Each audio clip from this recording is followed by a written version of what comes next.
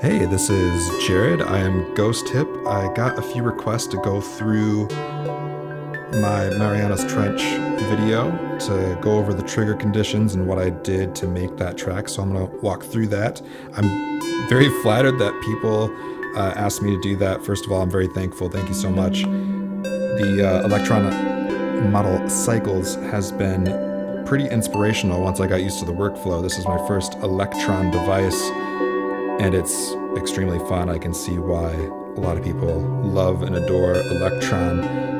They allow a lot of creative expression in ways that I haven't been able to do before in other forms of synths and groove boxes and such. Anyways, yeah, I will dive in here. Let's start with the two tracks that start off the video that I posted, which is track 2 and track 4. And before I forget, I'm going to temp save just in case I bump anything and need to reload it. So the idea with this track was to have more sparse triggers, not as many triggers, see what we can do with trigger conditions and how we can make a more evolving pattern that keeps changing as it goes. And believe me, a lot of house beats were made on this thing before getting here. But yeah, the goal here was to make a slower track, something more ambient. So yeah, starting with track 2 here, we have 4 triggers. We got a G, a B, a B6, and an A.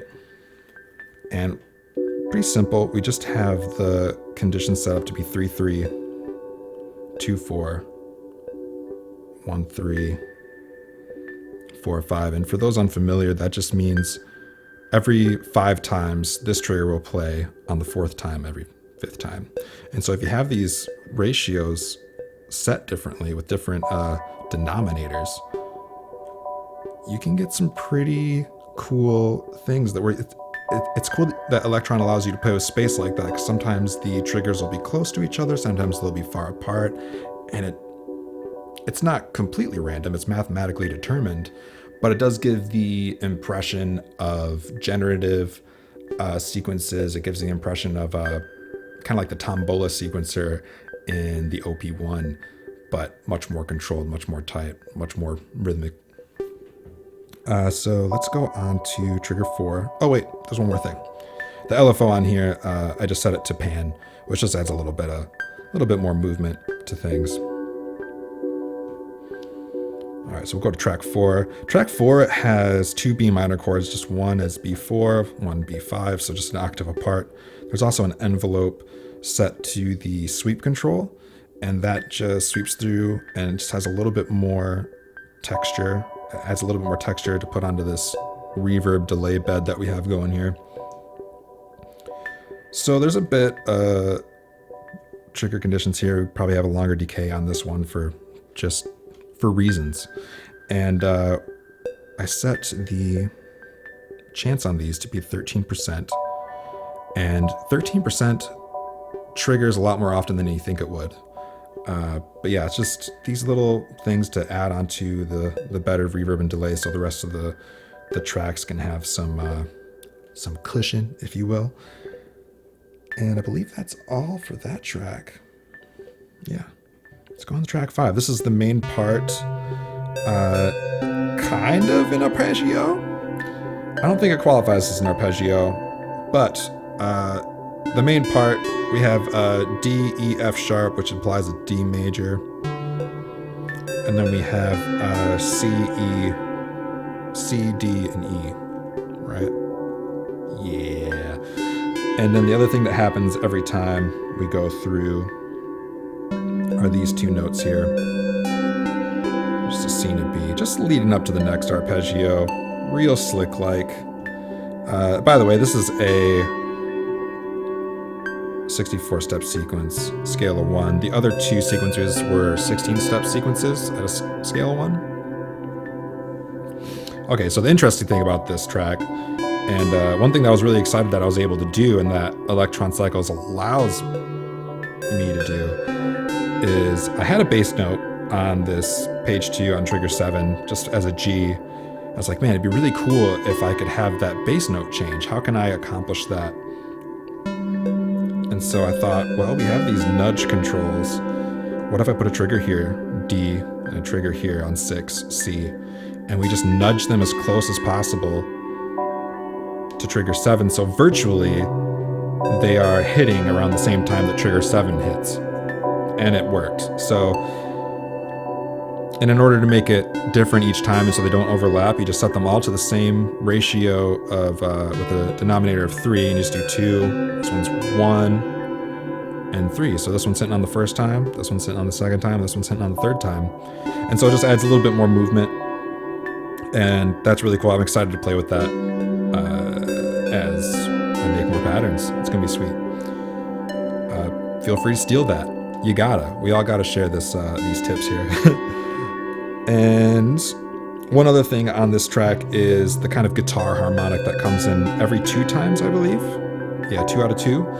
And I just tweaked the contour on that to be just a little bit more focused, so it kind of gives this electric guitar doing a guitar harmonic. And that's just here on page 3 and also on page 4. Now, is there anything cool going on here?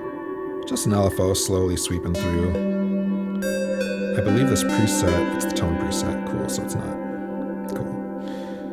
Yeah, it's just a little LFO going on there. All right, next up, I believe I engaged track 1. Track 1 was the first one that I programmed in just to play with this idea of different ratios here. So we have a C major add 9. Heck yeah, and then we got a C minor add 9. And I just adjusted each to be a different ratio, 3rd out of every 4 times. And this one, I believe, wait, hold up.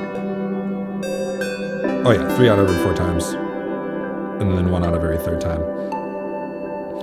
So yeah, again, just kind of playing what I did on track 2 is these chords will be played, but they will be played at different intervals depending on, you know, how it's mathematically laid out with those ratios.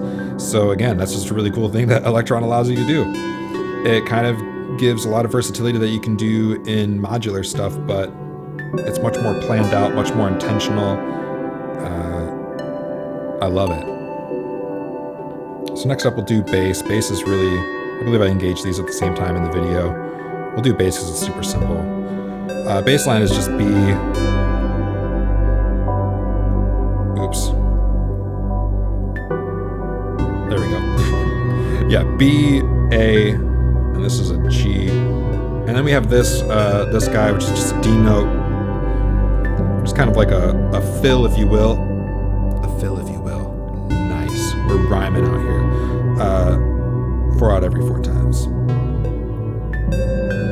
So yeah, you can tell musically I'm sticking with the typical ambient thing where don't stray too far as chords go. Lastly, we have track 6, which is, here it comes in, you hear that violin, that lead line. So what I did on track 6, I think it's at half scale. Yeah, 64 steps at a half scale. I feel like I'm saying turtles in a half shell. 64 at half scale. All right.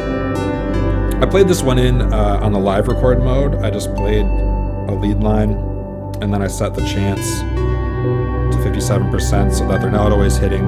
So it's a bit more random, and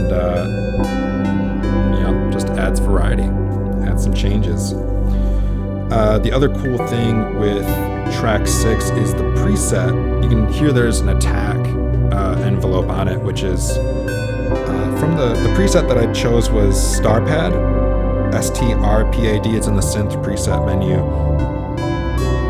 I don't know if I changed this one too much from the preset. It might just be exactly how it is when you choose it. But anyways, If you want a good example of how to set up a attack envelope on the model cycles, this is a great one to choose. You got here, you got an envelope, set it to distortion volume at a negative amount. Boom, attack envelope. So yeah, I think that just about covers it. The only other thing I want to say about track 6 is it reminds me of Final Fantasy VII. It reminds me of those strings that'll come in when you're about to like do some crazy shit with Sephiroth. Anyways, that's it. Thank you so much for asking for this video. If you want me to make any more videos like this, just ask. Feel free to comment. If it's something simple, I'll just reply back. But if y'all want walkthrough videos, feel free to ask for them. Might be a little impossible with modular because I'll probably unpatch the system already. But nonetheless, I can do my best. So yeah, thank you so much. I'll see you next time.